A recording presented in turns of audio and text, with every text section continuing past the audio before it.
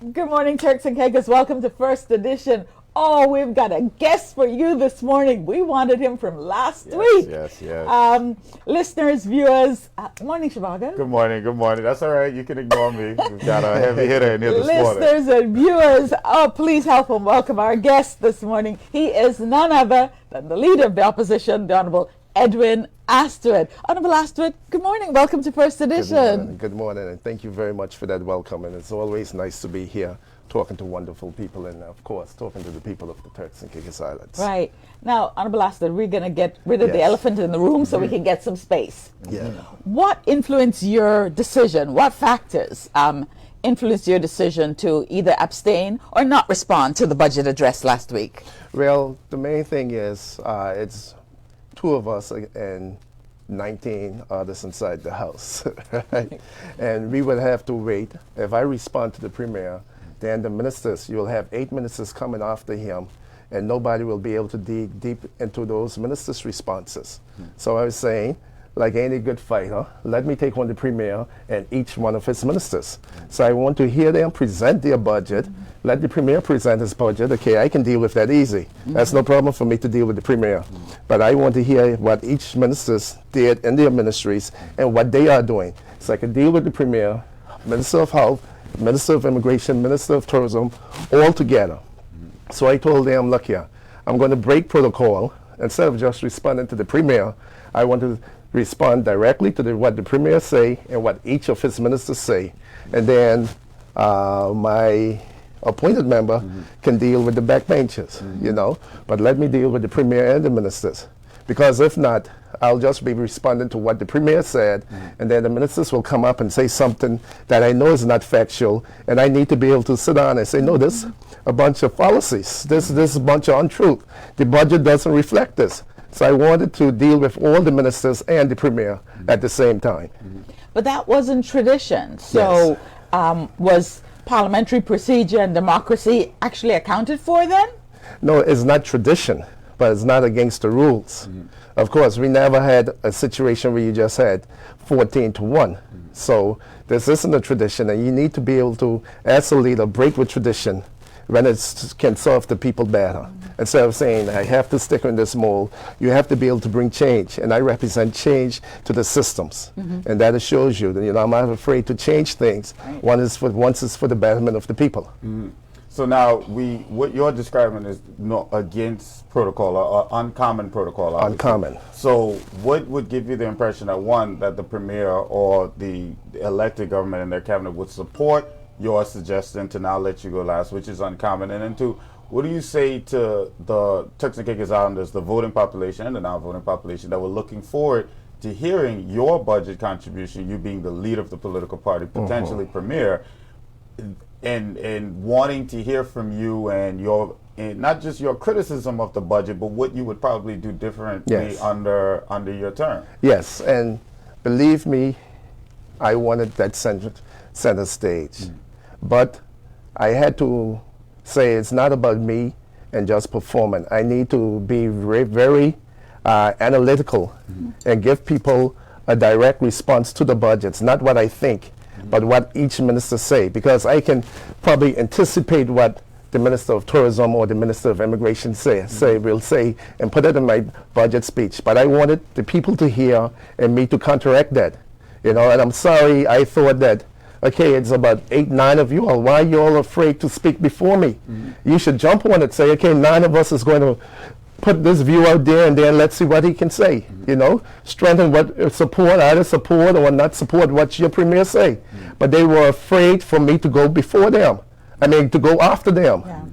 Because they know I would have picked apart their budget and show them what you said is incorrect according to this figure. What you said is incorrect according to this figure. You know, and they know I would have done that. So I was like, it's 9 of y'all would go before me. Why are you all afraid for me speaking after y'all?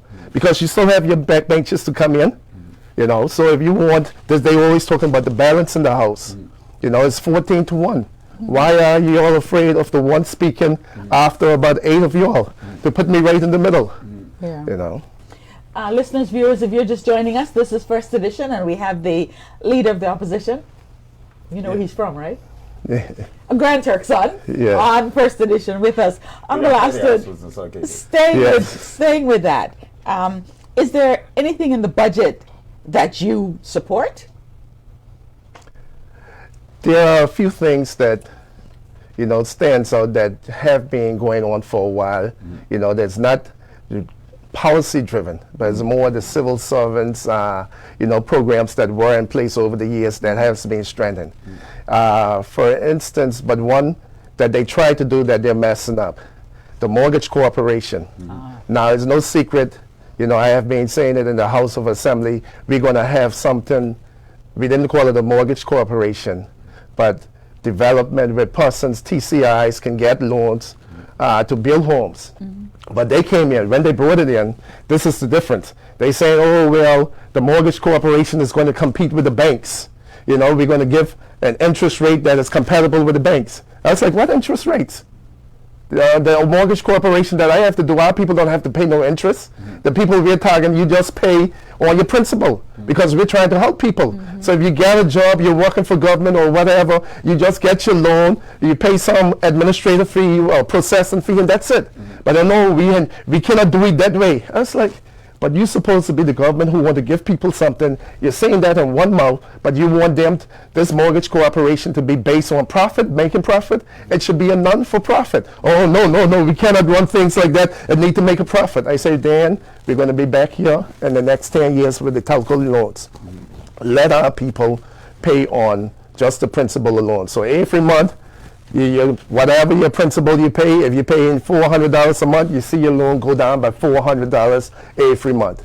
And that is the difference. So I support some things, but not how they're doing it. The next thing is in the last week of March, they rushed and did the land what was it? It deals with land and bringing Crown land back. I forget the term. No, it's a little unit, so they make up to deal with Crown land. The Land Secretariat, where they brought take it from under the Attorney Generals and create a Land Secretariat. Now again, I have said in the House of Assembly a number of times, my government intend to bring land back under a minister. Because in talking to the persons who were down here from the UK on the Constitution, when I came into the Constitution meeting, and I can say it, I look at the paper, I saw that Crown land is off. We're not discussing Crown land. And any one of them can back me who was there or try to refute what I said. I said Crown land is off. We're not discussing Crown land. But every consultation, people wanted to deal with Crown land. So this needs to be on the agenda. People want Crown land back under government, ministerial government. We have the checks and balances in place. So why not put this back under? And the person from the UK, Mr. Pyle, said, well, it's no issue to us, All you all can do that now. You can change the legislation. So I was like, what? We can change this? We can do this? So why is it not being done? And then I said, okay, I realized why it's not being done. So last week of March, all of a sudden, when we get the appropriations, we see this Land Secretariat. And I started laughing. I say, look at this. There we look at how it's supposed to be run. Nothing is set up. They don't know no boards, no nothing. Anything is set up as yet. No legislation, no plans for that. And I say, well, how the reporting structure? Who minister? Oh, it's going to be under the governor and the premier. It's like, the governor and premier? Why are you bringing a governor back in this? What are you saying, that TCIs, we cannot run in land? All the institutions of good governance are in place. Those things were happening in the past. It's not going to happen. So why are you pushing the governor back in our business? Okay, if a governor have to deal with national security, let them deal with national security. But land can be under a minister of natural resources, whatever. But you're putting back, the reporting structure have to be the premier and the governor. I say this, you guys are jokers. You guys are truly jokers. You're afraid to do this on your own, afraid to account for the people's land. You can't trust yourself, and that's the things I'm saying. Why you can't trust yourself? I trust our people. We can have the systems in place, but you're putting land back, Land Secretariat, and just like how the National Security Secretariat, the governor and the premier, they had said it's going to be the same way. I say, you guys ain't ready for the 21st century. You're not ready to lead the people this time. Still pulling in the government. Governor still have to be attached to the UK. Oh no, come please watch us, please guide us. No, we can do it ourselves. You know, so those some things where they put in the budget that I support, but I don't support how they're doing it. But Honorable Oswald, so you're saying some things that a lot of people, I mean, in general, but even in my age bracket, Yeah. want to hear and agree with. But not playing devil's advocate. I remember the former premier would always say, promoting the conversation, not playing devil's. So promoting the conversation. Why are we hearing this a week after the budget debate? We were supposed to hear these things from you last week in your budget contribution. So what do you say to me in front of you now? Why am I hearing this today? I'm glad we're hearing it on First Edition, but why didn't I hear not just the criticism, but some of these forward-thinking plans that you have? Why did we have to miss out on it last week? No, and I didn't want the people to miss out on it. But Chicago, sometimes you have to hold your ground. You know, you cannot be a coward. And if you have ministers afraid to speak before you and they say, okay, we're going to see, and I'm sitting there saying, look here, it's your budget. It's not the opposition budget. You have to present what you did with the people money and how you're going to spend the money, the 498 million. You know, so it's your budget. You ministers have to present that. You know, so I was ready to go. And never for the life of me, I thought the Honorable Premier would have told his ministers, do not stand up, do not speak, nor his backbenchers who denied a chance of speaking, and then come on the background, okay, we can do it in ministerial statements, but only the ministers, those guys in the backbenches, the representative from South Cape is the appointed member, the representative from Cheshire Blue Hall. Hills, Cheshire Hall, all them, the Honorable Stubbs, none of them would get to speak. Sacrifice all of them. And only because of that little loophole that somebody probably told them that, okay, do it under the ministerial statement, even though it was wrong for them to do it under the ministerial statement. It's supposed to just deal with policy, government policy, and so on. It should normally we have only 30 minutes, and some ministers went all hour and 15 hour and 20 minutes. But that's a different story. So I would say this is bad leadership altogether. But I never thought they would have sacrificed all their people just to make sure that I didn't speak.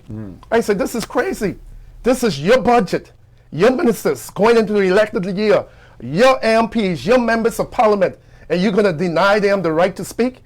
I will have other avenues. I won't probably might not have that big stage, but I can get my message out. I will be doing my videos. I'll be breaking them down. So all these things that you're going to hear. You're going to hear me go into detail on all this. But I was like, what leadership, what cowards. And that's what I mean. Remember, this is my words, the leader of the opposition words, not First Edition. Well, no standing orders here. It's not their words. This is me. So don't blame them. This is me calling you all cowards.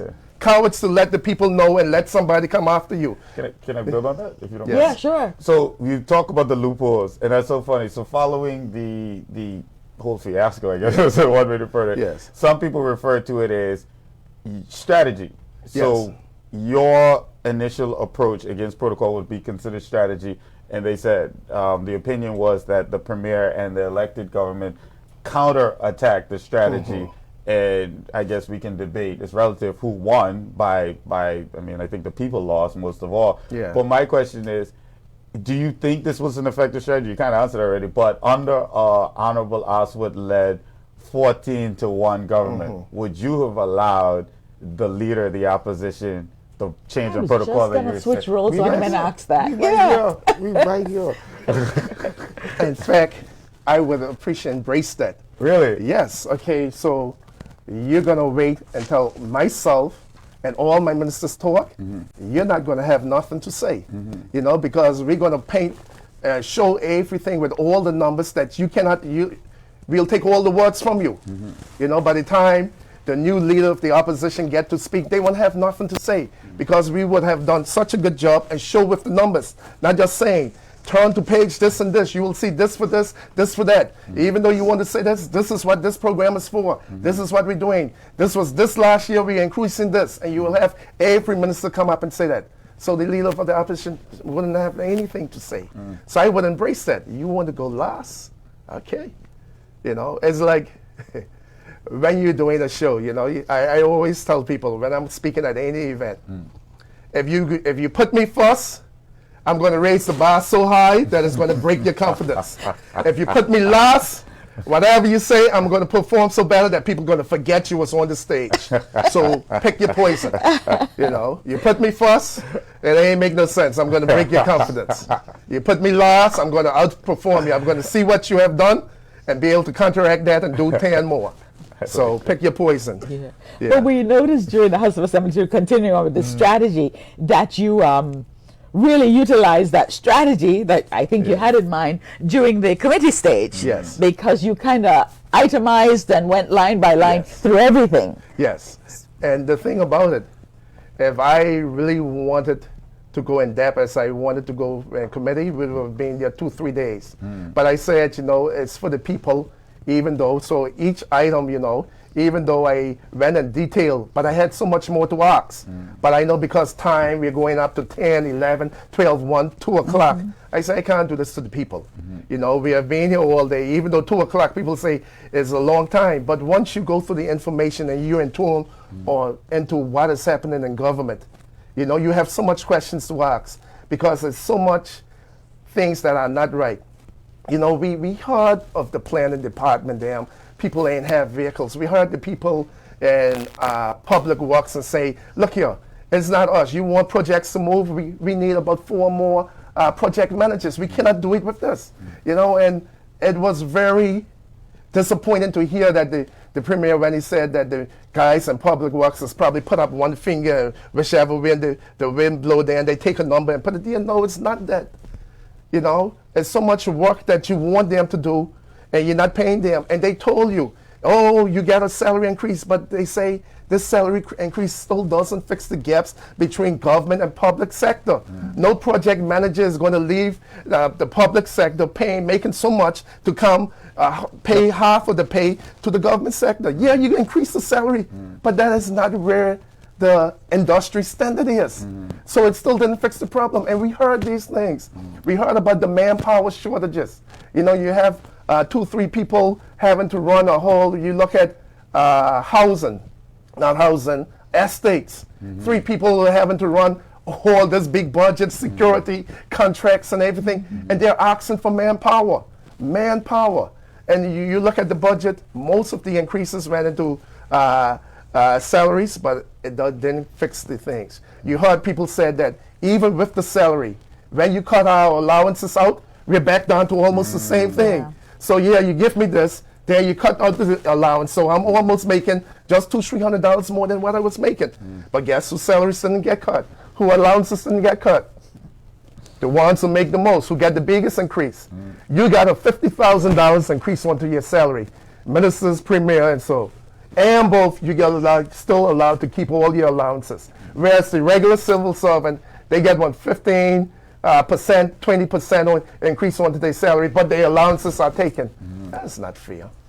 That is not fair. So people ask me, well, if you're a premier, how would you fix that? If you would cut the ministers and so. I say, no, we ain't cutting nobody. We're bringing up everybody else, and you all don't move. Rise and tide. We're not moving. Premier, ministers, you all ain't moving. But we're bringing up the others. You all already good. So we're going to bring up the others again. Since you all put yourself so high, instead of trying to pull you down, no, we're going to bring others up. So instead of decreasing people's salary, let's give those civil servants even more, so we could be even more compatible. So that is my thing. Yeah, this fix, you know, we appreciate it. And again, this is something that they let matter on the table. You know, and people always say, oh, well, you all didn't do that at that time. Well, you know, it was almost impossible. No government anywhere in the world could have justified giving an increase to yourself and to civil servants during a pandemic when the whole world was locked down. Remember, we left office at the tail end of the pandemic. So all the work was already done. Everything, we get beat up, you know, for years, even in the polls for the stimulus and so. We had all the money there. But I like to use this analogy. You know, you cook the food, you're the chef, you cook a wonderful meal, everything, you're ready to serve it to the king and his guests, and it started raining. And then the king and his guests raining, you know, I cannot serve this food in the rain. But as soon as the rain stopped, or my butter stop, they get rid of you, and somebody else come in. man. Hey, here's the food, and you're like, wow, this is the best meal I tasted in my life, you know. And you're just sitting there, yeah.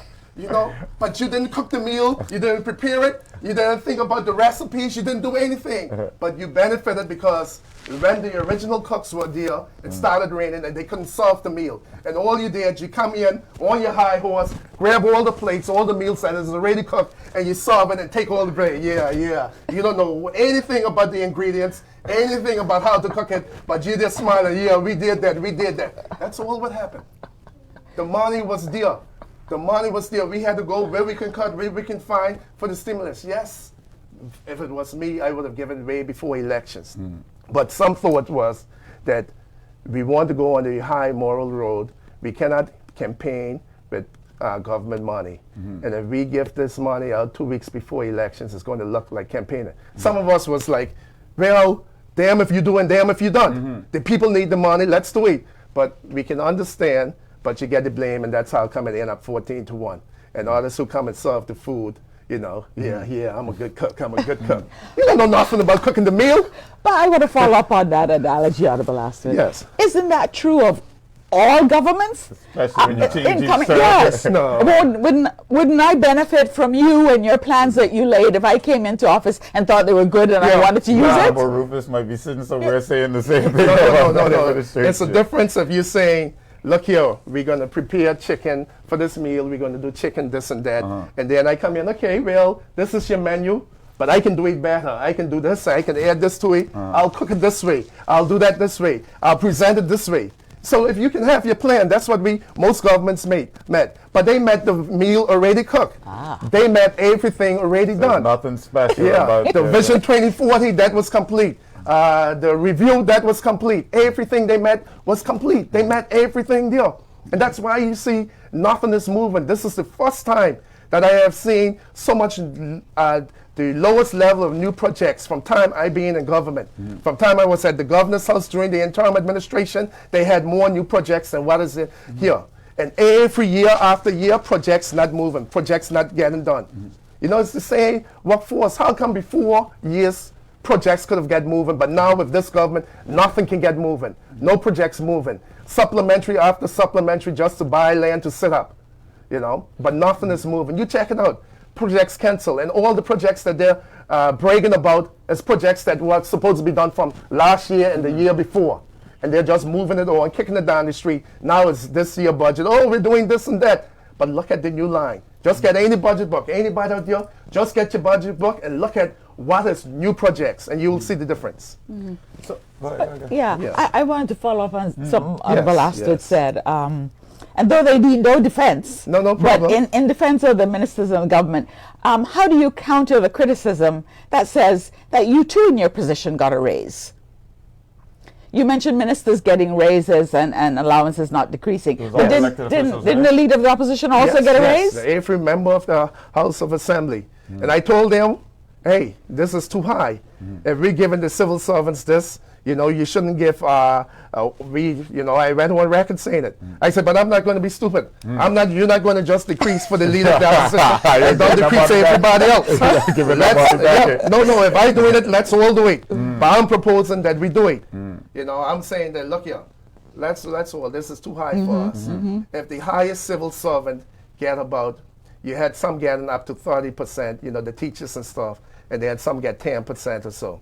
So the highest we should get is about 10%, the lowest, you know. So I wasn't against the raise, you know, but then we cannot be, as members of parliament, higher than any civil servant. So our level should be at the lowest that we give, you know, and that's what I was saying. You know, we cannot be at the highest, you know.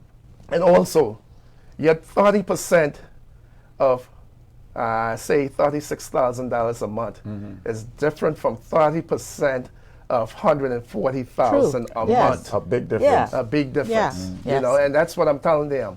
You know, the average civil servant get one low $700-800 onto their salary.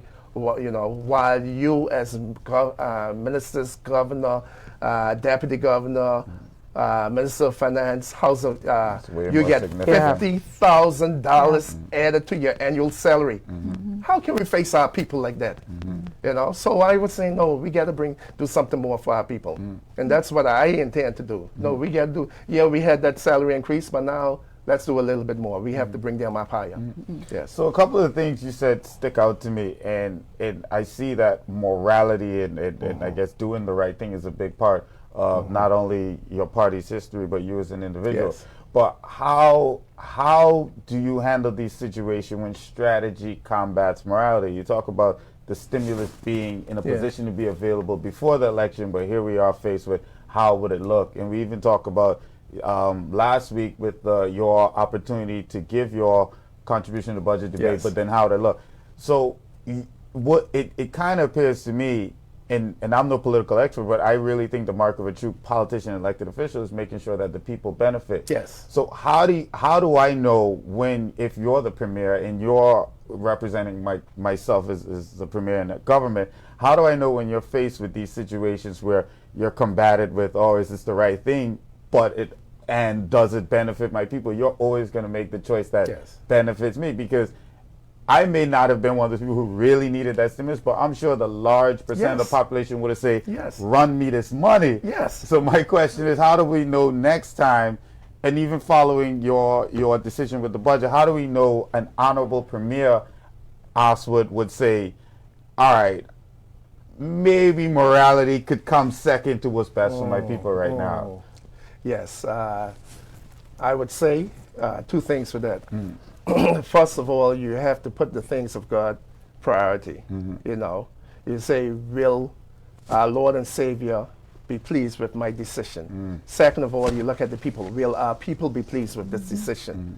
And you go down, and this is something that I can live with, you know, when I go to sleep at night. So you got to go. So you weigh out the pros and cons. You say, okay, well, for instance, now, if the wars break out and I was premier and everything shut down and people need money, you know, and everything and it's coming up to an election. You know, I would say, no, give the people the money. Whether you say or not, because I know I'm not doing this to win an election. I'm going to beat the guys anyway. I just want to make sure that our people taken care of. So whatever you think is okay, because I know where my heart is. I want to do this to make sure the people, you know, straight. So that is the dilemma that I would face, and this is how I would make the decision. That no, let me give it to the people. Now, if you want to view it as bad intentions, that's bad. Your problem. But my people will be taken care of, and that is my way of thinking. Yeah. I want to switch the conversation a little bit. You also sit, Honorable Leader, on the Appropriations Committee, and this year's session created quite a stir in the public domain, where there was a lot of comments that the session was too long and too detailed. What's your opinion? No, I think we needed more days. I think telling the Appropriations Committee, the Premier, and so telling the look, finish this in 4 days, finish this in 5 days, is not good.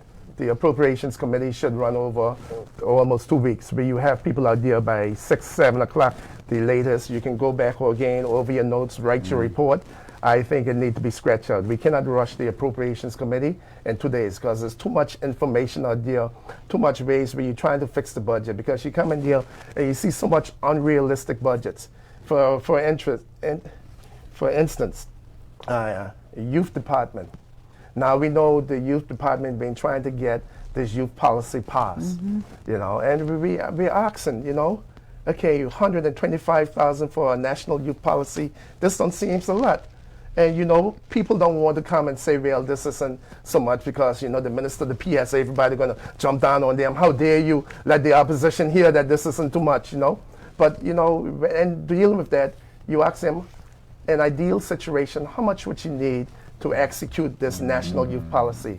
And you hear at least $1.5 million. And we're giving them $125,000. It's like 10%, Yep. less than 10%. Yep. Because in the youth policy, you need to target every island, every inhabited island. You need to target those ones, attached, unattached. The unattached is the guys just out there, the ones in school. So you know, at least, and it's not realistic, but we're not giving them that.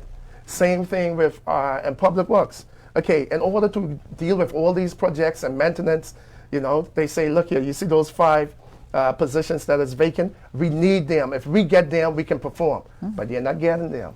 And all those things need to come out in the Appropriations Committee so you can know the gaps and so. You know, so why you hear this budget is this and that, it's nothing. It's a waste of time. This budget, I call it a waste of time. You know, and probably that's the reason why God didn't want me to debate it. Because it wasn't nothing to debate. You know.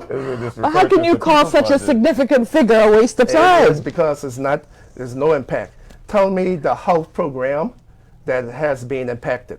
Do you see anything that we're going to try and end diabetes in the Turks and Caicos or bring it down to zero? And this is the money, this is the programs, you know.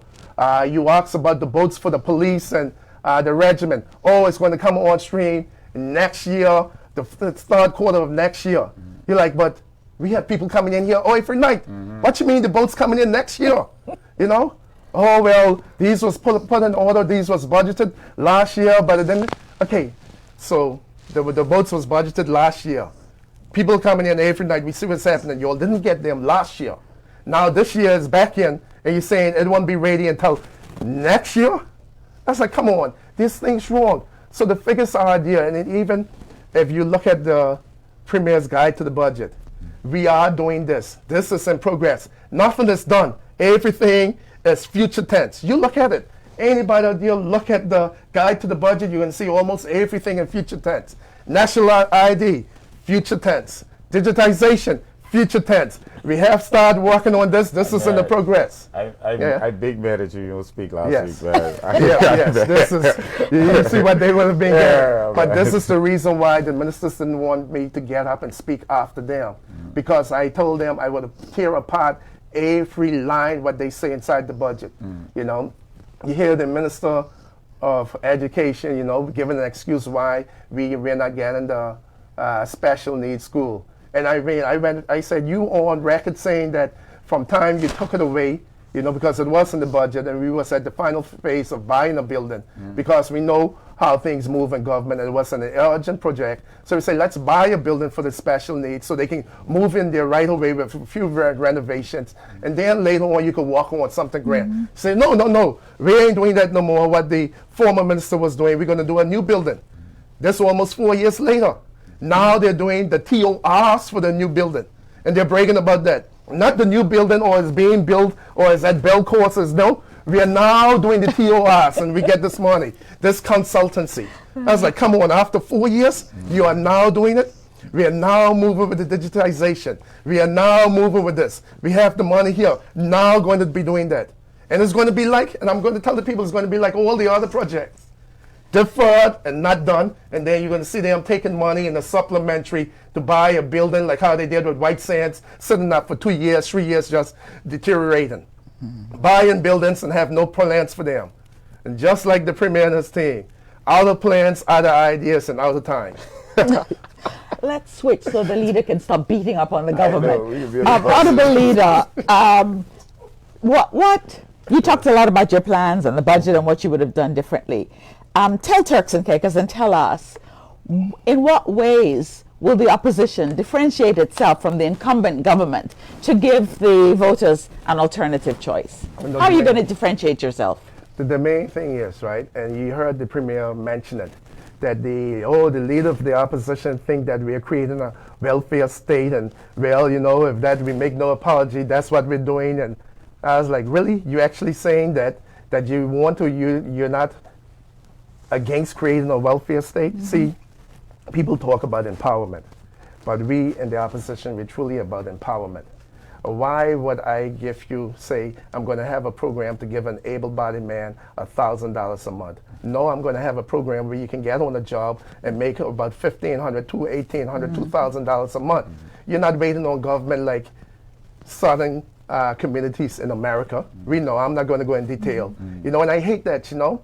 Why would you just be giving people money? Now, we all for the people who cannot work, the elderly people. Yeah, yes, of course. Yeah. we got to take care of them, but there's too much able-bodied people that cannot work.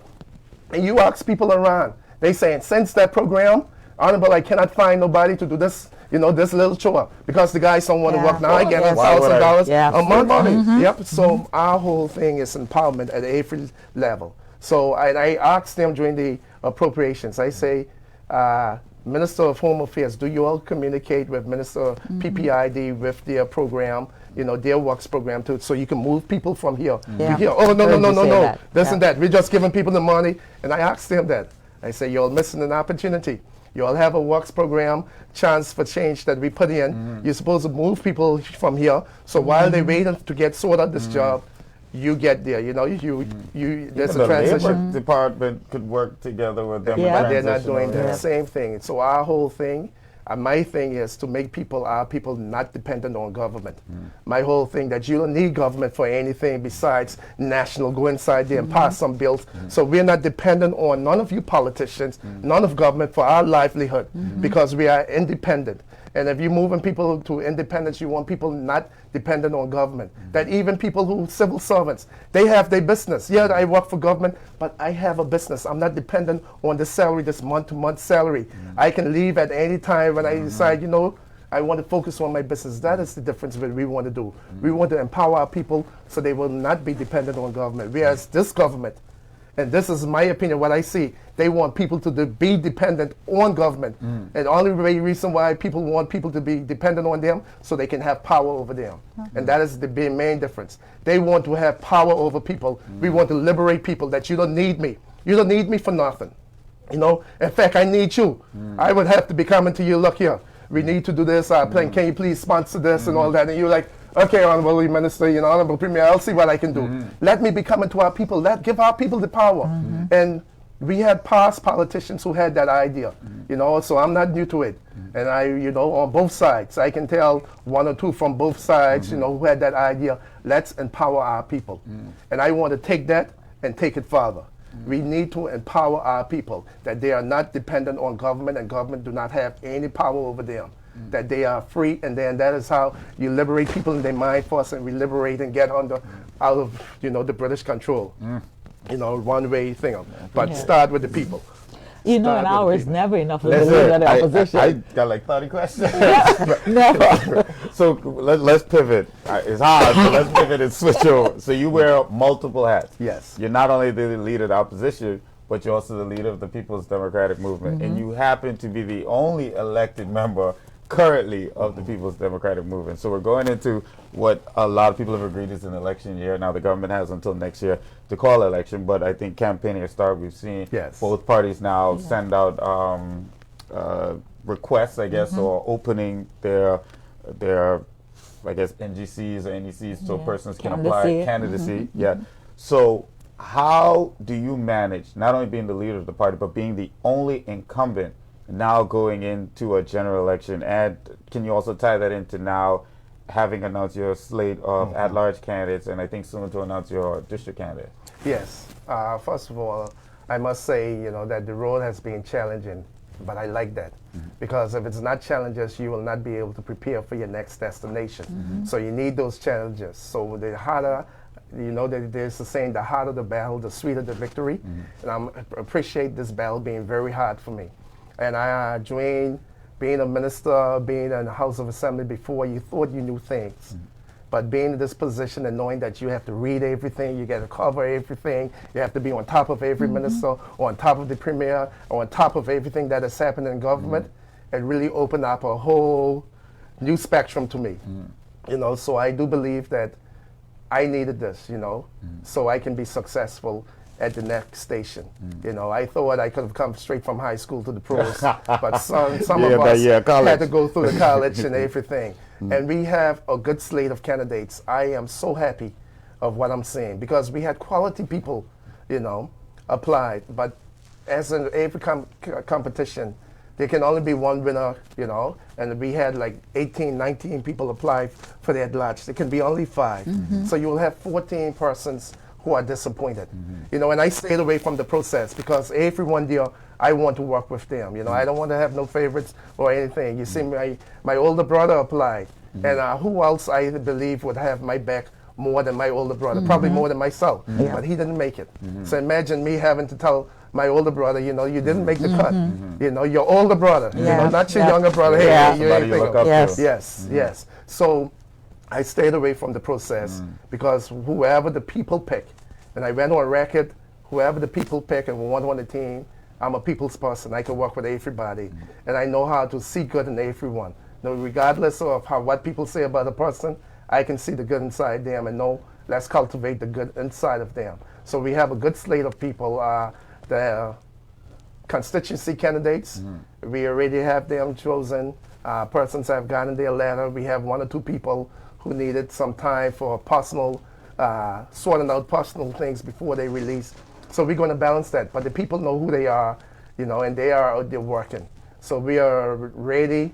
Whenever the premier calls the election, they have to just now go through their candidacy process. Whenever they call, we will be ready.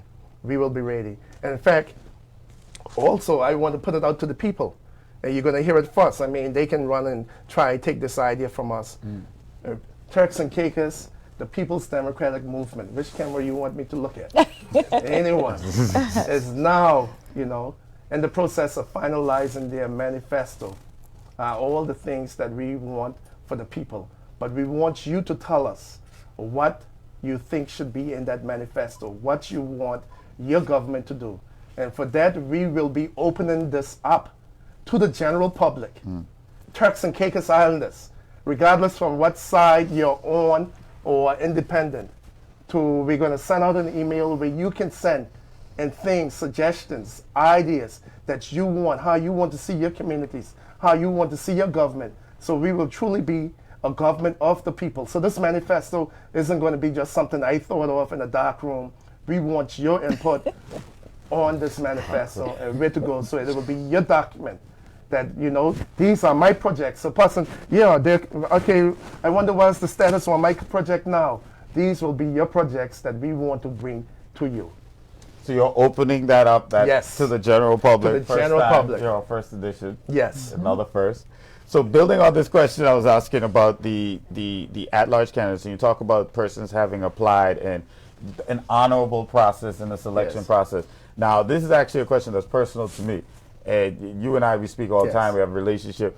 Your running as the premier, and a lot of people, including myself, expected you to put your name up to be an at-large candidate. I don't know the reason why you decided to continue to run and represent your previous district in ED2, and we've seen a new slate of at-large candidates. I have said it before. I feel like as the premier running, I would like the opportunity to vote for. If I do decide to vote for you, especially you being the premier, I would like an opportunity. What do you say to those voters that feel they're denied the opportunity of voting for you as the leader? You could potentially become the premier without them having a say in that process. And to take this even further, we talk about promoting the conversation. I don't know if this could potentially happen, but I love to play out these scenarios and these variables. What is to stop if any of your future party members run at large and they have this overwhelming of at large support for them to then turn around, if you guys do become government, and say, I have the mandate of the people, more people have voted for me, the entire Turks and Caicos, why shouldn't I be premier? Why shouldn't I be leader? Because you ran in a smaller district and I ran in a larger one. Thank you very much for that. I really appreciate that. He's my boy, man. I've been thinking about this for weeks. And I wish we could have started and have a whole show just to do that. There's a number of thoughts here. When the at-large came in, it was, and I believe, this is me, a United Kingdom strategy to try and decrease the native influence so that others outside, we will have different shades of opinion in the House of Assembly. That wasn't to diversify our political process. That was the reason for giving us this at large, right? Second of all, think about all the successful leaders of the Turks and Caicos Islands. All of them, before this at large thing, were constituency candidates. Before the at large came in, nothing prevented them from being so successful, You think on the Michael Mizicks, you think on the Jakes McCartneys, you think on the Derek Taylors. So being a constituency candidate doesn't stop you from being a good leader. Also, look at the United States. If you come in from the outside, like Donald Trump, then it's okay. But if you were a senator or a governor, they're still the senator of whatever, Arkansas, whatever. They're not, you have to be the senator of New York or LA or anything. Whoever you're the senator or the governor of Florida, you remain that. You don't give that up because that is how you come in. Now me, personally, I believe that I can be the number one vote getter at large. I do believe that in my heart. And I would like to run at large, but it's not necessary. And the people in my district say, there's no need for you to run at large. We will vote for you. The people throughout the Turks and Caicos Islands who are on my team, who are strong party supporters, said, Honorable, there's no need to run at large. And I am a student of politics, you know. I like what the Michael Mizik used to say at that time. A vote for this one is a vote for me. Simple. Simple. And regardless if somebody get the most votes at large, you're not the leader. Wait your time. I'm the leader. You'll come after me. You know, the leader doesn't mean the one who always get the most votes. You know, we see that in the All-Star game. Yeah. The best player, so whatever. Get the most votes, yeah. The most votes is popularity. Okay, you get the most votes, you're popular. But can you govern? Can you run the country? Yeah. You know, can you run the country better than me? Yeah. You know, yeah, you can get the most votes and everything. But it's about leadership. It's about leading the people. And I believe, you know, at this time and place, I'm the best person on my team to lead my team and lead the people, you know, of the Turks and Caicos Islands. Good. I want to stick with that a little bit, Honorable. You're a fantastic five. You're at-large candidates. 3 of them are previous ministers. How do you respond to the criticism that there's no innovation, it's just more of the same, because these people were ministers of government before, so where are we going to get these fresh ideas and these new perspectives from? Yes. Yes. We're the young people too. Huh? You're going to see them inside of the Constituency? constituency. All right. And again, let me use a sports analogy. You take a team of all rookies and take them to the playoffs and see what's going to happen. That's true. They're going to get smashed, Yep. no, regardless how fresh That's and a how good young they analogy. are. That's a good analogy. Yeah. You take You gotta a have some team dirt on your jersey. of a bunch of old people to the They get run playoffs, down they're too. going to get run down. So what do you need? A mix. You need a mix. Yeah. You need those young people with ideas, but you need the people who've been there before, who can calm you down, who walked through a pandemic, the worst thing we have seen in 100 years, and steady this country. You need those steady heads who saw the worst days, the worst times, and not just in Turks and Caicos Islands, in the world in the last 200 years, you know, and still steady. So you need that on your team, but you also need those new ideas, and that is what we bring in. We have 3 or 4 people who have been here before, and we have on the next 12, 10, 11 people new to the game. So I think we're doing good. And you cannot, so you need those people. Balance. You know, and they have been through the pandemic. They have walked through 2 hurricanes in 1 week, 2 category 5 hurricanes in 1 week, recovered the country, walked through the worst pandemic ever, had the country still open up, construction still taking place. Ritz-Carlton, we find a way to make sure that continue. Find a way to, that our high-end people still were able to come here, while places like the Cayman just closed down, no visitors. We figure it out. We couldn't be like Cayman and just close down. No, we had to figure it out and go in the lab and come out with a plan. The travel portal. Okay, is it going to be 2 days, 4 days, 6 days? We had to work that out. Yeah. We had to work that out. You know, so you need people who've been battle tested, and you need the young ideas. So we have about 4 of us who have been there before, and the rest are new people. Yeah. Which is way more new people than older people. So we have that. You notice he doesn't feel for words? No. I think he sits down home in front of the mirror and rehearses. But I just want to stick with that, though, the whole candidates thing, Honorable Leader. So we're in a boundaries commission process. Yes. Do you have a B list? Do you have people that you can easily call on to fill we these have new? a backup. Okay. And also, if I was number 5, you can also look at number 6 and number 7, number 8 in our process and say, look here, we know you was in number 5, but then there's 2 more positions, 6 and 7.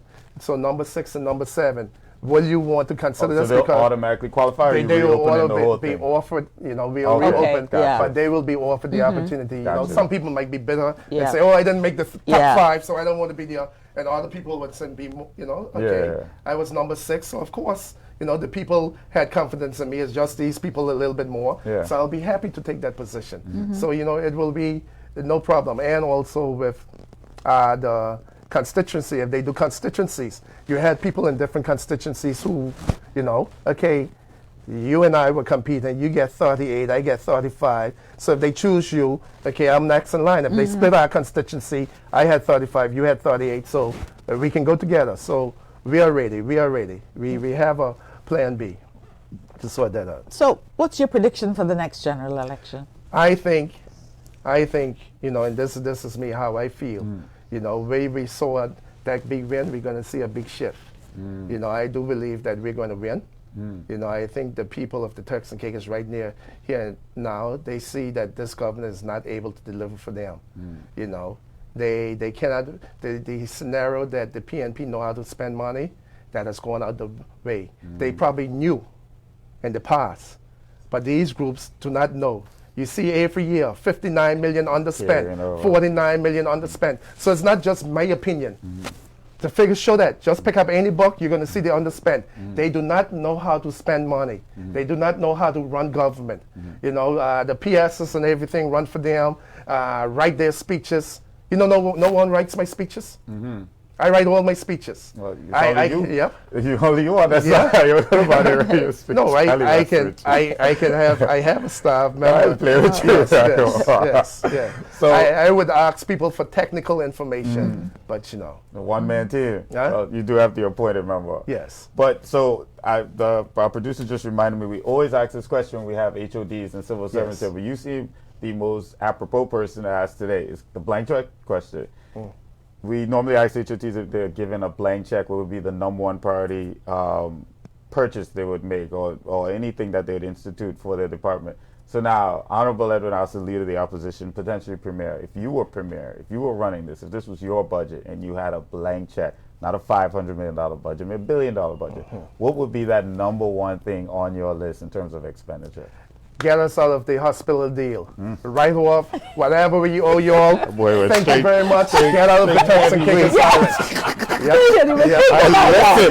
That was on the tip of your tongue. Yes. Oh, sorry, to health. You know what he thinks. And it's no disrespect to the individual people. Of course. It is the system that they run course. in. And you know, our Premier Minister of Health said we have the best healthcare system, one of the best in the Caribbean. And we got up and I said, come on now. I like my former colleagues also, but you know we're not the best in the Caribbean. If we were the best, people would be sending their people here for their needs thing, their eye thing, but they're not sending their people here. So how could we be the best? We have the best. And our people, you're hearing all the horror stories. You know, the people are not making this up. You know, when I told the minister that so much people are going off without their subsistence and out this and being referred too late, you know, people, this is what people are experiencing. Oh no, people just calling back home because they trying to embezzle people for money. Come on. So my blank check would be to get rid of the hospital deal, buy them out, and also the second one, pay for the airports ourselves. We no PPP. No this is the people's airports. And then I'll go to Grand Turk Carnival. You say you think I'm 25 million, what we owe you?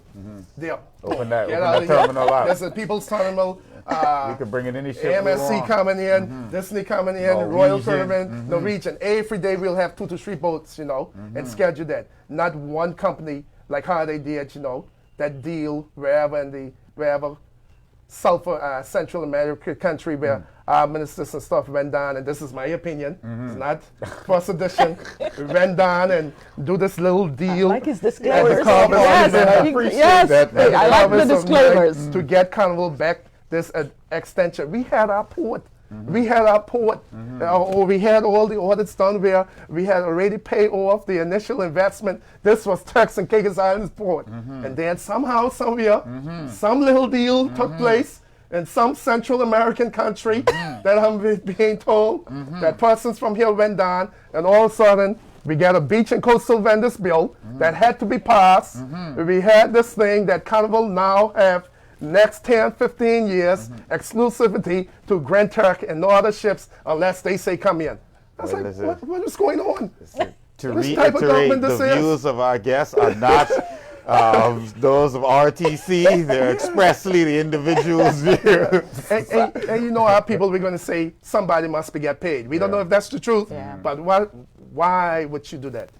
Yeah, it doesn't sound like a benefit. But Honorable Astrid, it's almost time for us to wrap up. But what do you say to individuals who say they don't hear from the PDM or from you often enough, and that when we do hear from you, it's merely in retaliation about something the government said or did? How are you going to make sure that Turks and Caicos is communicated to by your party and by yourself? Yes, thank you very much. A lot of people say they don't hear from me, but if you look at the newspaper, there's no one week that we do not have myself, article. the deputy, Yeah, I've the seen that. appointed member, Appointed right members, in the yes. finger. Yeah. Probably the mediums that we use is not getting out. You know, I even self do my videos.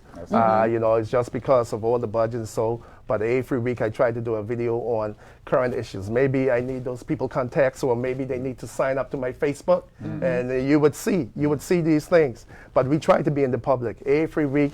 What is going on in the country? What is concerning about our people? Somebody write on it. Let me do my video. Let me give our thoughts. So maybe the forms that we're using, we're not getting to them, but we are out there.